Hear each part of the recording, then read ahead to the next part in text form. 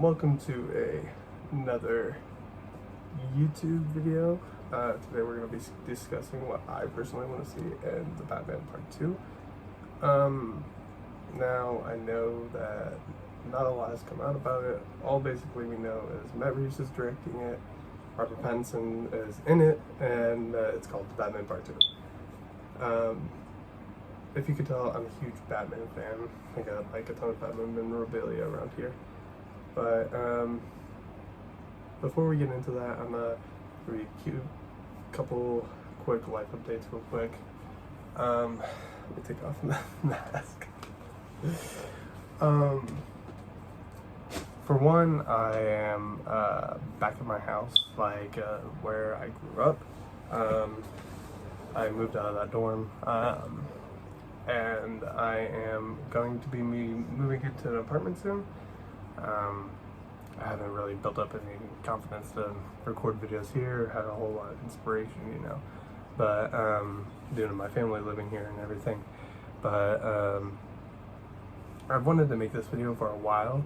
I've really been in a Batman mood recently and been reading a lot of Batman and just like want to generally talk about it.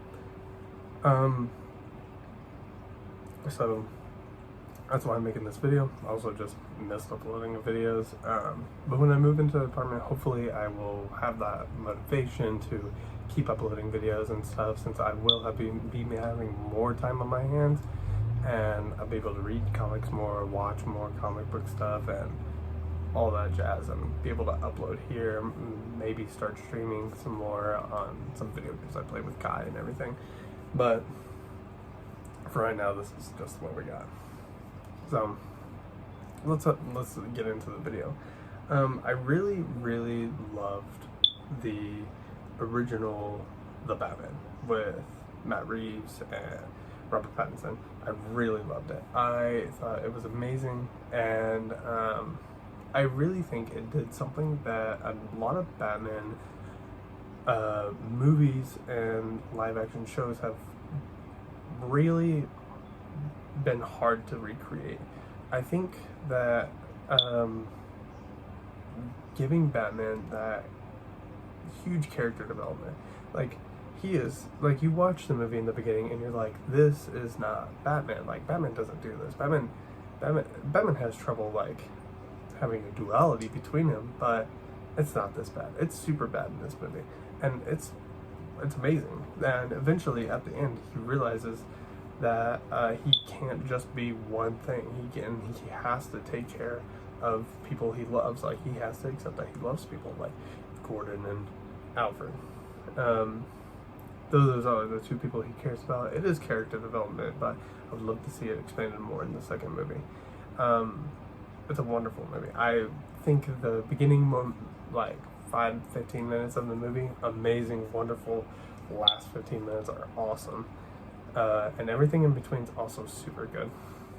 Now, an issue that I have with Batman movies, like the Nolan trilogy specifically, I personally do not want to see a more grounded take on Batman.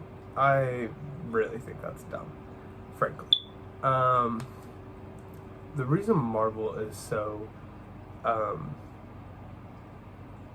popular is because they do have realistic parts to it. Like Iron Man is a very, like, you could see a billionaire making a really expensive suit and going out and fighting crime. Sure, yeah, that's sure, whatever, believable. But then they do have Thor, you know, like he's a Greek god. Like and it does a great duality between a semi-grounded world where you have government agencies regulating these heroes and everything, and a really weird and fantastical world.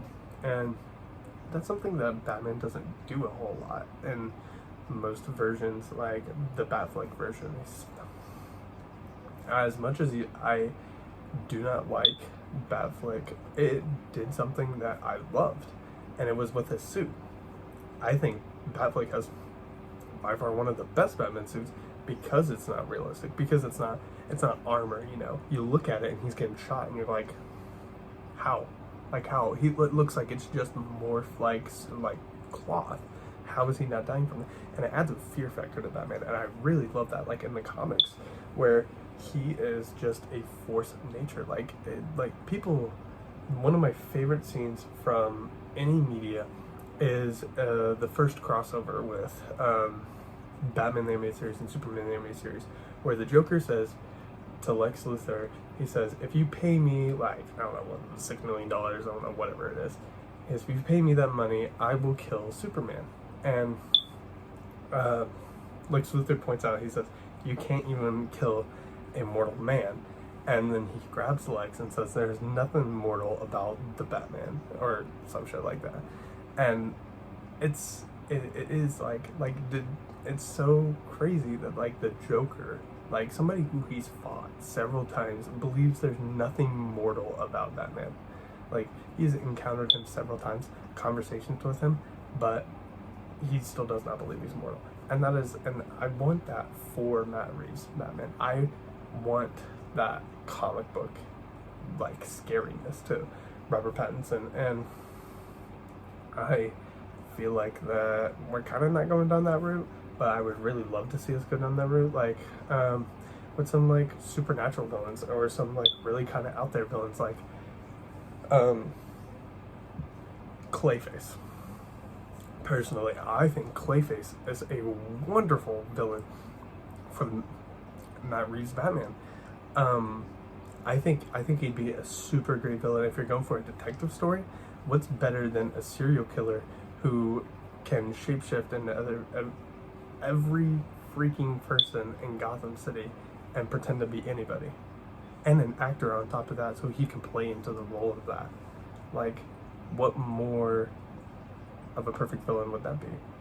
But they might not go down that route because Clayface is it's weird, right? It's about a guy who's made of clay. Like that's really odd, you know? And I love what they did with that. But the first one of the things that I love with it, that I hope they continue doing, is going through other villains to find out information. They do this really, really well in Batman Arkham City, where some villains have like Batman's in Arkham City and he's got to find out what's going on. So he's like first person Catwoman, obviously, like that's who he's going to. But Catwoman's being held up by Harvey Dent, so he's got to go fight Two-Face. And then he gets Catwoman and she doesn't know anything. And then Joker tries to kill her, and then he's like, maybe the Joker would know something, you know, because she said Joker and like the Stranger planning shit, and so like he's got to go to Joker, but then Joker poisons him, and he's like, you gotta go get me a cure for Mr. Freeze, but Mr. Freeze is held up by Penguin, but Penguin isn't gonna give you Mr. Freeze, and so you get Mr. Freeze, free Freeze, take down Penguin, and then you go Freeze fights you, and it's a whole, and it's like a whole thing, and it's so good. And they did that with Matt Reeves' Batman, where you have to go through the Penguin. They go to the Penguin and they're like, hey, what is this? And they teams up with Catwoman and all this stuff. And I want that to be a common thing in these movies. Like, I think it would be a perfect opportunity to put in some villains that like don't really usually get the big screen, or even in like shows and stuff don't usually have full episodes dedicated to themselves. For example, I think Scarface would be a wonderful villain, and it would be a really good villain from Matt Reeves' universe, because Scarface has this kind of thing to him that you don't really know if the doll is alive or not. Like, people, like, you look at the ventriloquist and Scarface, and you're like, oh yes, it's a ventriloquist just manifesting through Scarface. But then like sometimes like some things happen and you're like, whoa, like that was kind of freaky, like where like Batman can hear his voice but like in a different room. Like it's either really good ventriloquism or it could be something supernatural, like, and it's teetering the line. And I think that Scarface would be a wonderful villain for that. And some other ones would be Killer Croc. Killer Croc is super, like, you could kind of do a kind of grounded Killer Croc, but where he's like scaly and like all that stuff. But I would really love to see like an Arkham Killer Croc, like a big Arkham Killer Croc. Whereas in other movies, Batman is hunting his prey. But I want to have a movie where, like, Batman has to be strategical with it. One of the things that comes to mind is the fight with Mr. Freeze in Arkham City. Mr. Freeze totally outmatches you. Like, you cannot go head on with this guy, or else you are going to die. You will get killed. Like, he's stronger than you. He's, like, probably smarter than you.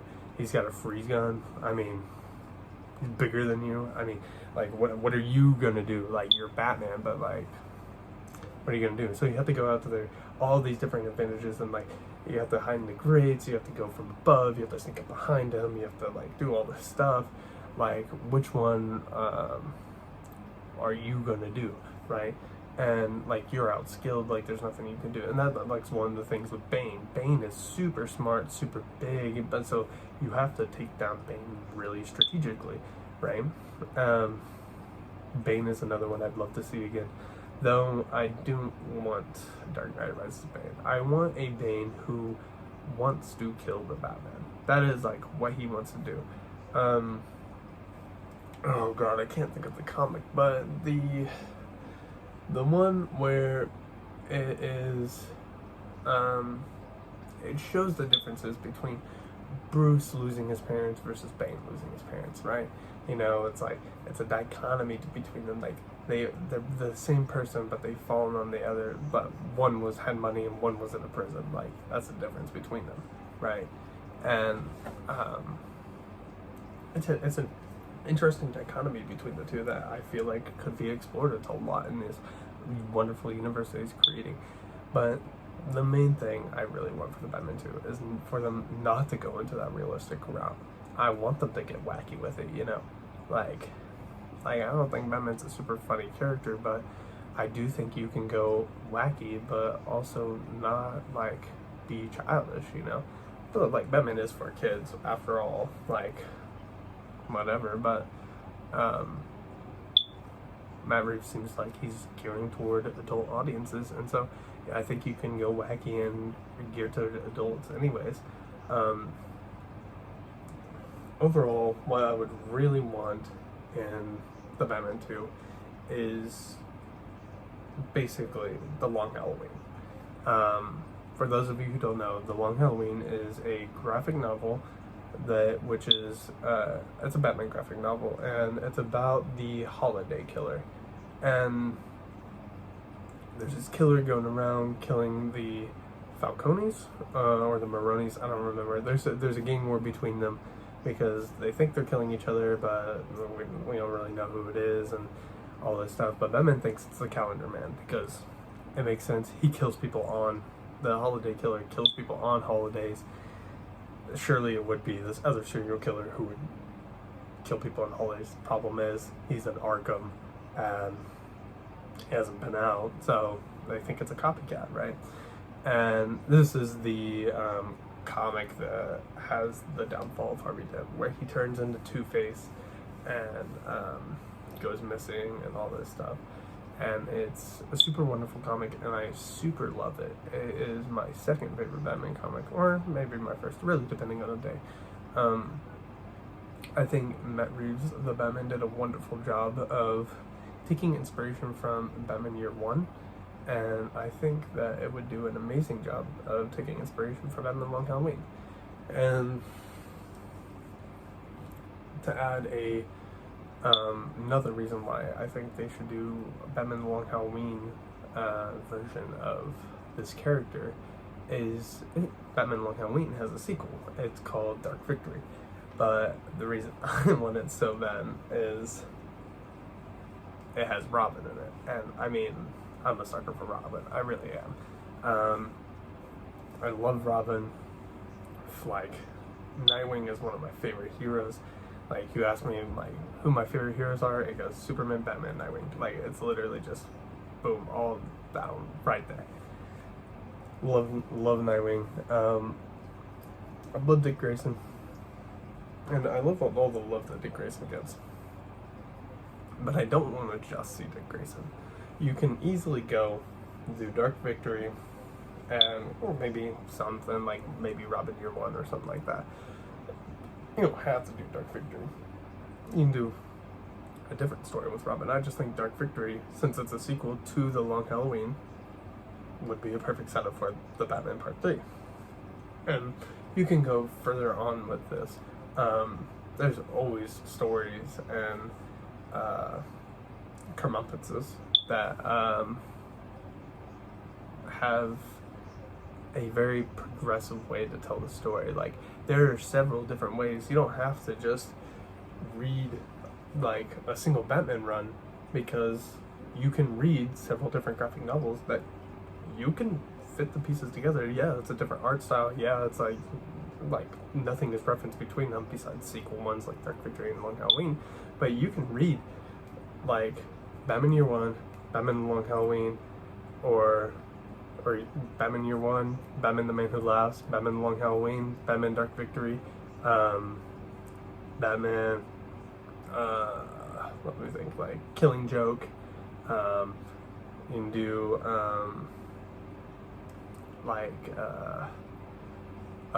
Death in the Family, and then you could do like Under the Red Hood, and like, but there's so many different ways you could read Batman, and you don't have to, that you could just kind of morph these stories and add it kind of into one headcanon universe. And I think that that's what Matt Reeves is trying to do with Batman, or at least that's what I really hope that he's doing with this movie series. But that's just my hopes for the Batman Part 2. It's been a kind of just a long rant about what I really hope for the movie and what I really want to see in more Batman